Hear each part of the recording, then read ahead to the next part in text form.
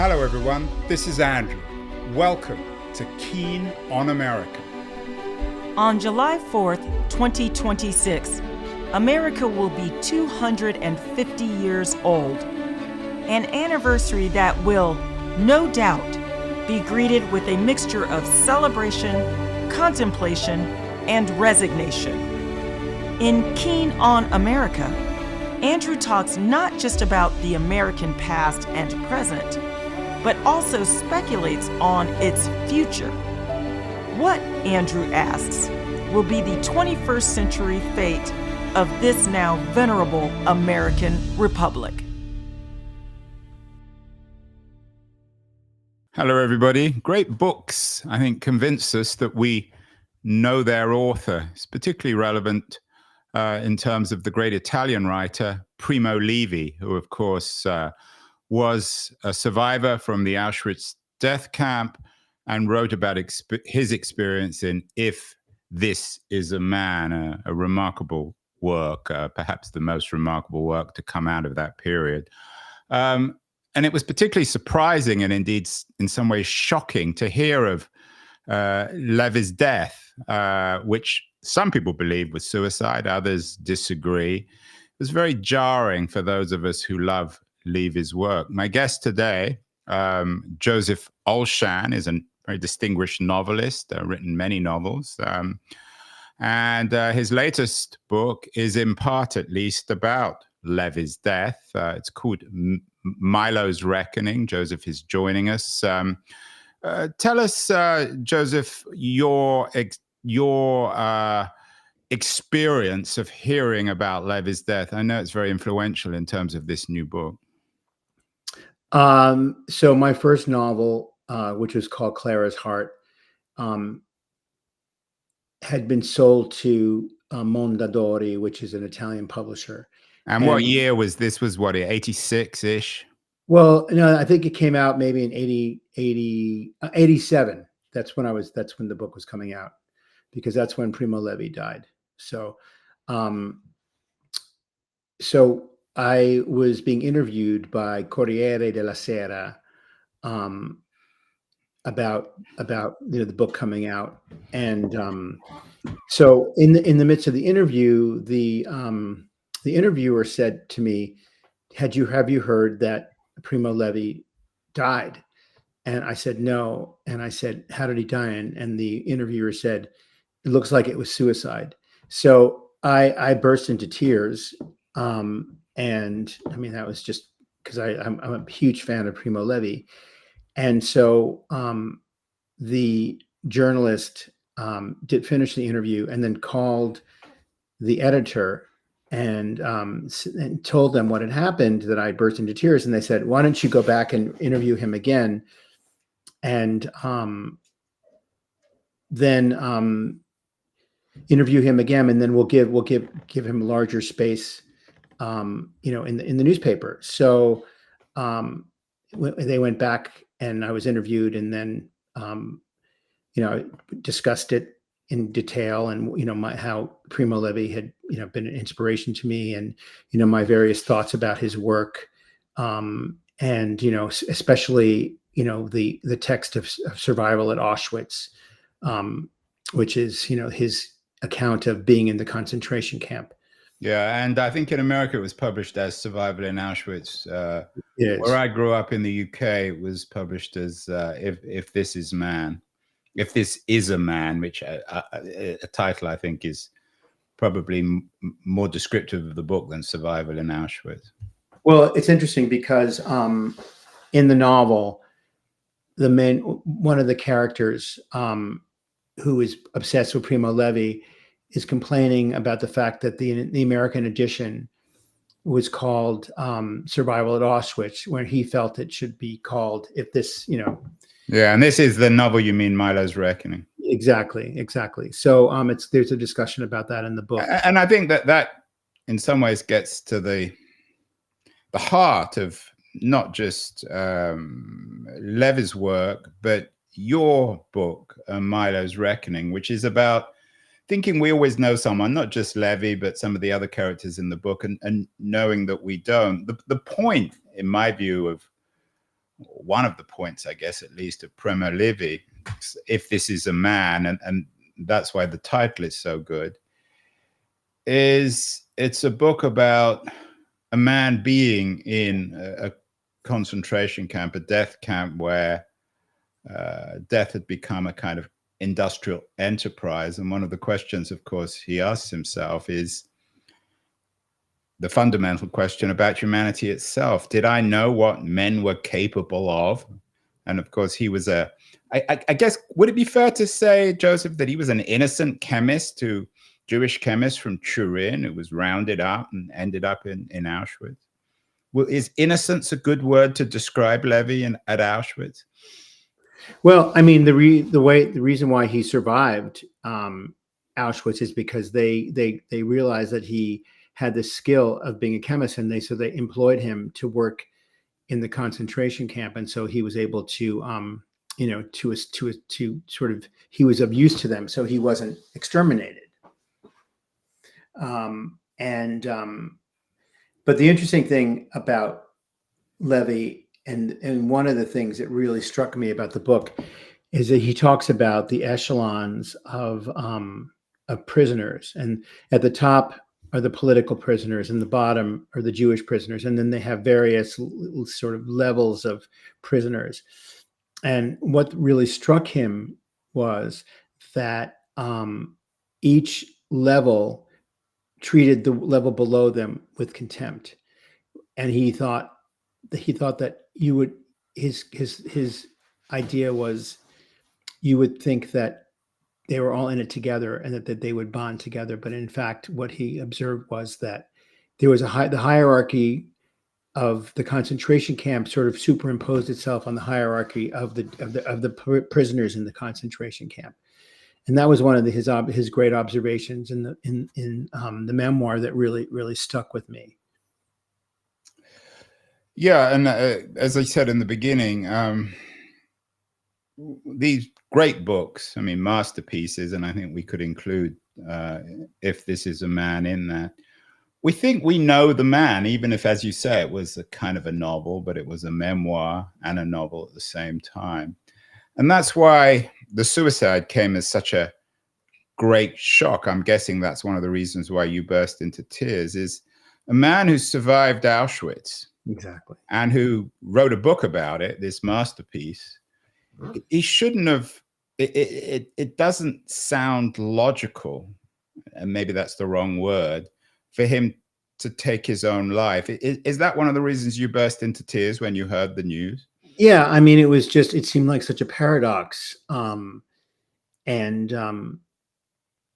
then, of course, after that, I did a little research, and,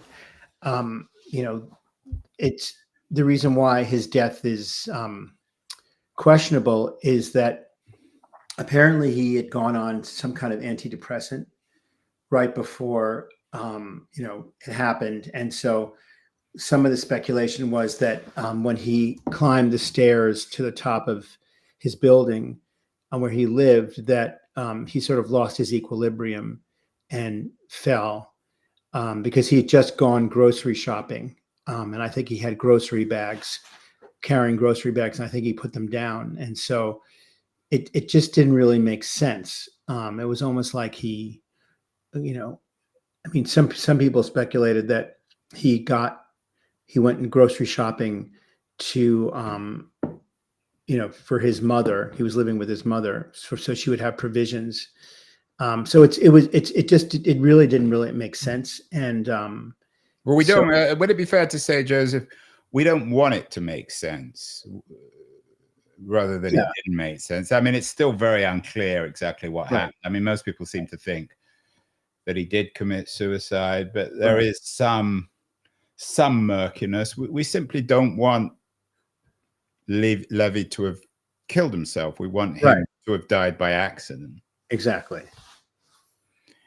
And that, of course, and the great question for novelists of never really quite knowing anyone, which is one of the foundations, I guess, of fiction, is the starting point for Milo's Reckoning, your new book. Is that fair? Yeah, it is. It's definitely a jumping off point. But and why for you is suicide such a emotional subject? Well, I mean, at a very early age, I was acquainted with death. When I was 6 years old, I witnessed the drowning of a child, a 2-year-old child who, wandered down into a pond where I was fishing, and then I left, and then I came back, and then he was floating in the water, drowning. So that was sort of like, I mean, he obviously went into the water not knowing how to swim. So in a way, even though he was 2 years old, it was a kind of suicide in a certain sense. So that, of course, had a great impression on me at the age of 6. And I actually wrote a novel about it years later called The Waterline. But then, Yeah, and that came out in 89. Was that the book that came after Clara's Heart? no, a book called A Warmer Season came after Clara's Heart. Okay. And then you have a book called The Night Swimmer that I assume might also touch on that. Anyway, go on.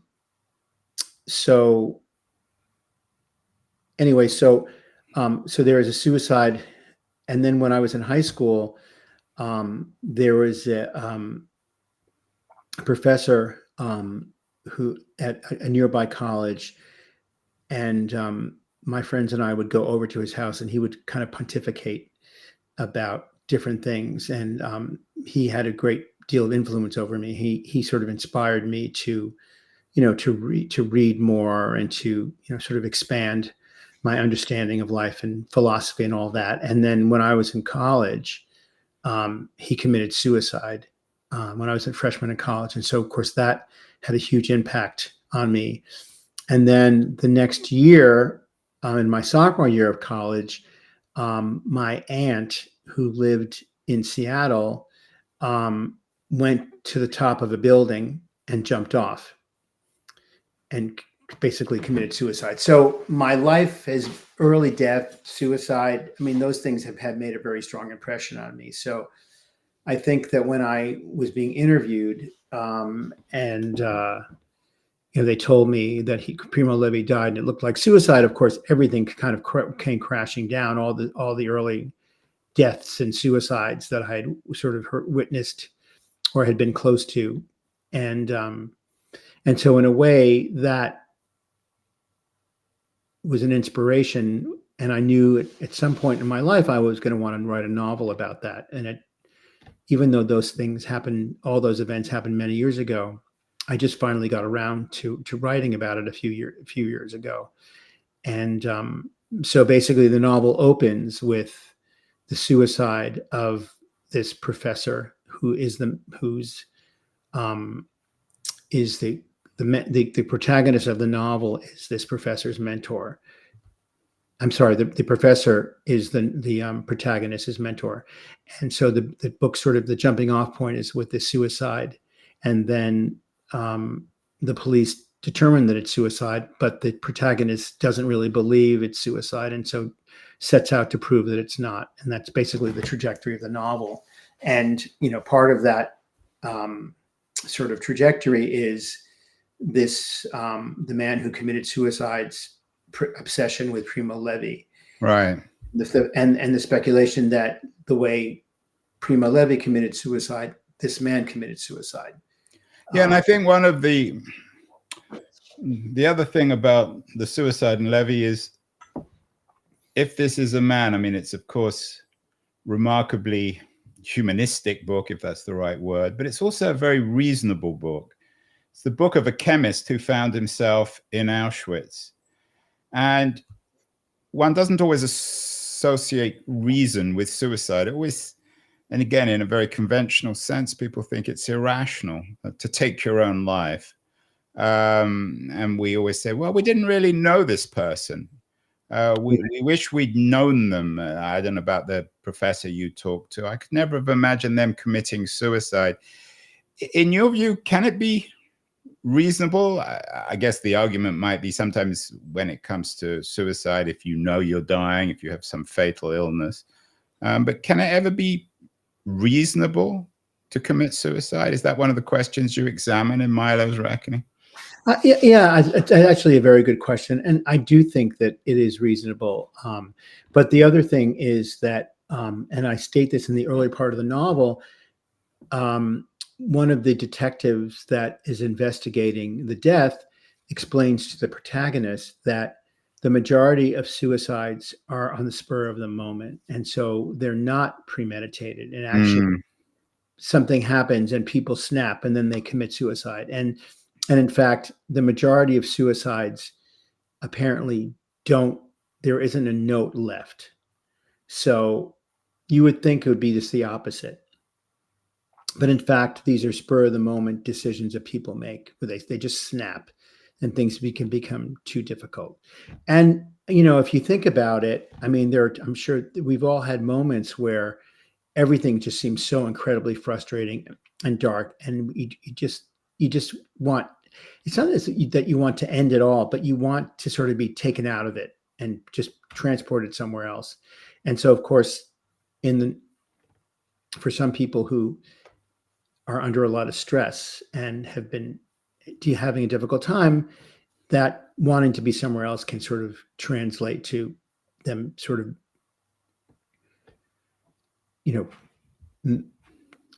jumping the gun and taking their own lives. And it was took you almost 40 years after hearing of Levi's death to write this book, or certainly it came out. You said you heard about it in 1987 or in 2025 now. What, in terms of researching the book and writing it and thinking about Levi as a central figure in the book, what have you learned about Primo Levi that you didn't know back in 1987?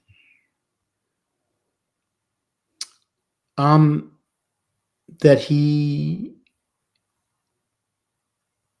was incredibly humane and dedicated a lot of his life to sort of enlightening people about what had happened. I mean, I didn't know that he had sort of taken that on. I mean, I just thought that he just went back to his normal life. But he made it his mission to sort of enlighten people about what happened and beyond his writing. He wrote one of the books that he wrote later in his life was The Periodic Table, collection of mostly autobiographical short stories. What about his craft? I mean, you're a novelist, Joseph. How great a writer, in your view, was Levi? I think that he was a great writer because he, I mean, first of all, his prose is beautifully clear, but also he had a great subject matter. I mean, he went through, this ordeal, and he was able to write about it, and he was able to survive. And, not a lot of people were able to really articulate the experience of having gone through a concentration camp. So, I mean, some of the great writers are great writers because they have great material. I mean, for example, the Czech writer Milan Kundera wrote about, the repression in his country and the unbearable lightness of being. I mean, people who come from sort of countries where there is repression and or occupation have great subject matters at their fingertips, whereas people, for example, in the U.S., which has never been occupied or bombed, I mean, the experience is not so sort of dramatic. I mean, it's everyone's experience who grew up in the U.S. and lives in the U.S. is the experience of their own personal life, but it's not really this political or sort of global, conflict that would sort of impact them.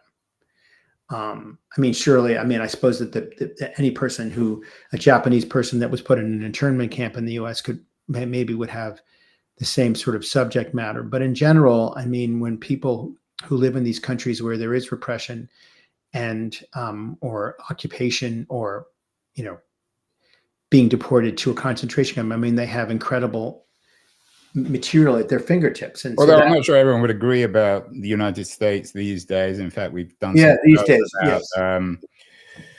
I'm sure there are some Milan Kunderas around who will write books like Kundera's The Joke about Trump's America. If you could ask Primo Levi one question, if you had the opportunity to talk to him, what would you ask him?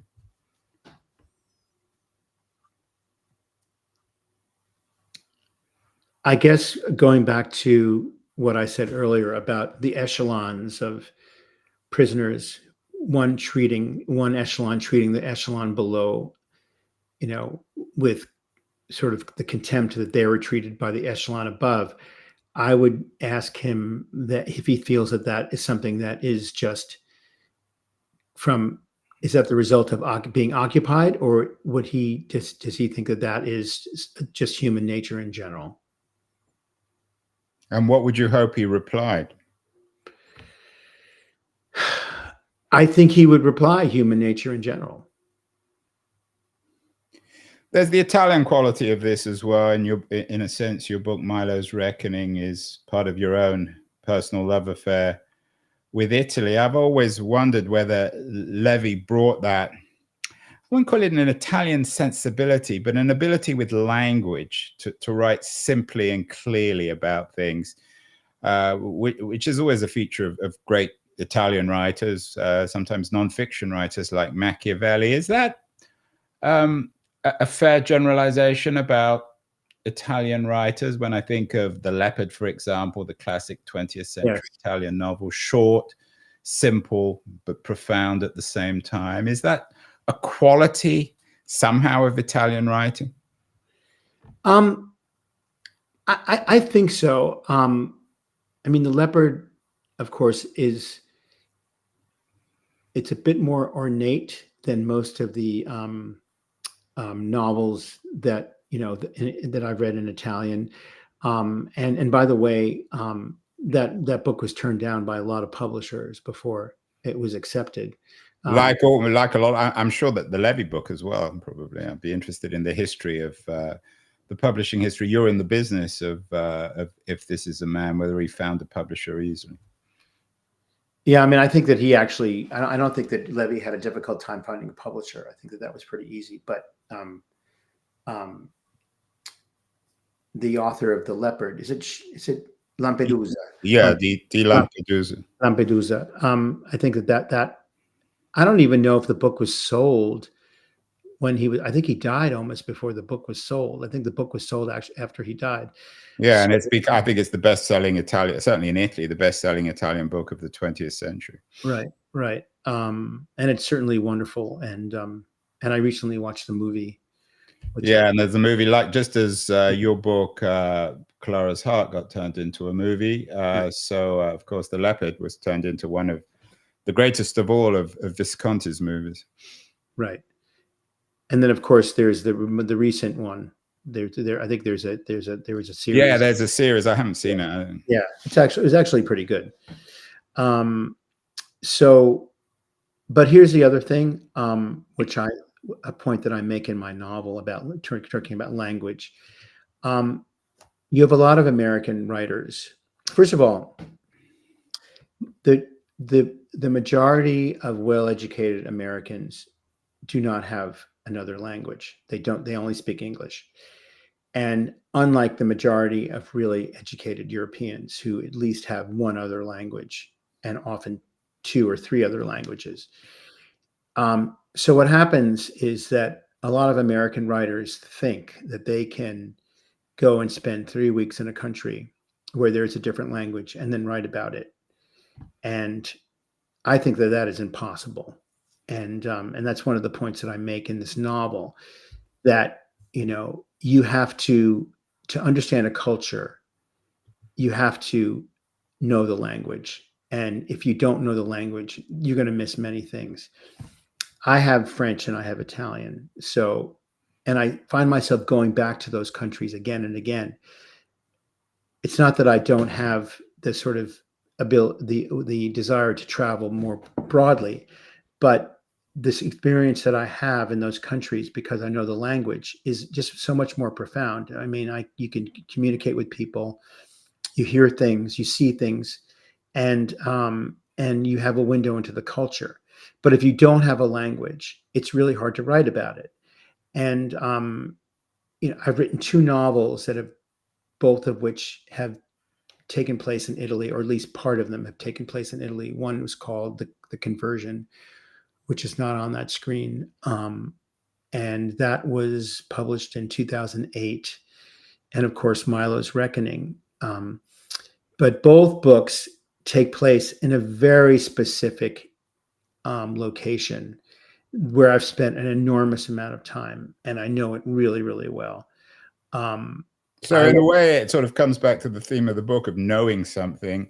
Right. I guess in a way, you wish you knew Primo Levi as well as you know Italy, and that some things are harder to know than others. Right. But of course, there are, reading Primo Levi in the Italian, it's just not. I mean, as much as I think the English translation is good, I just don't think that it really does justice to the Italian. And I haven't read it in Italian in a while. I mean, I was, 20 years ago, I read some of his books in Italian. But one of the points I make in Milo's Reckoning, or the professor who kills himself makes, is that, despite the great translators out there, he doesn't feel that they do justice to the actual Italian original. Joseph, I wonder, might sound like a rather unkind question, brutal question, but do you think people who commit suicide have more or less self-knowledge than the rest of us who don't? Is suicide a result of too much or not enough self-knowledge?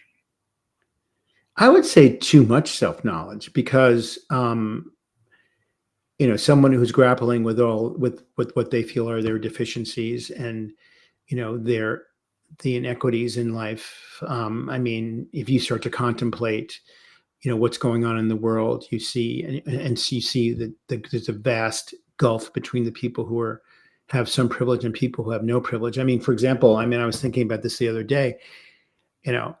I was drinking out of a water bottle as I was driving, and I was saying to myself, just think of how many millions and millions and millions of people there are in the world who don't have access to clean water on a regular basis. I mean, if you start to contemplate these gross inequities, that in itself can be overwhelming. And at least you didn't commit suicide after that. No, but I mean, that was a reason for me at that moment to feel grateful that for something very simple as being able to have access to good drinkable water. So I think that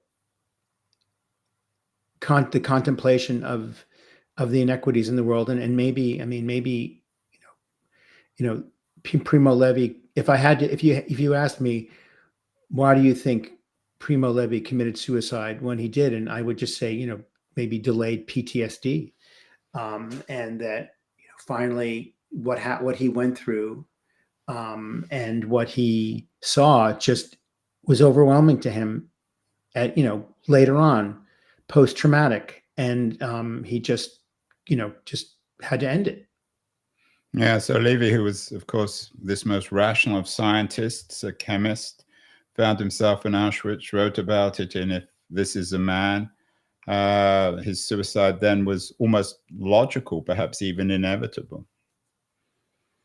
Yes, one could say that, but of course, as you said earlier, he'd gone through so much that and from that point of view, it doesn't really make sense. I mean, not only did he survive Auschwitz, but then he went on a train journey to get back to Italy, and it was this long, circuitous journey, where he was riding the train for days and days and days and days and days, and not really having much access to food or water. So, I mean, it was horrific.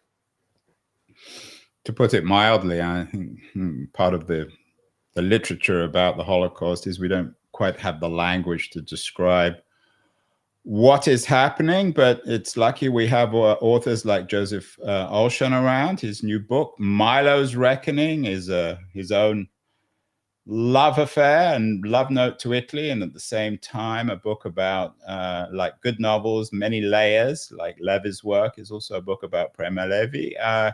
Congratulations, Joseph, on the new book. I hope you won't encourage any of our listeners to commit suicide. You suggest that it's the rational thing to do. Perhaps you're right, but we all cling to life because perhaps we're not quite as rational as we might all like to think. So thank you so much. Oh, it was great to be here. Thank you for having me.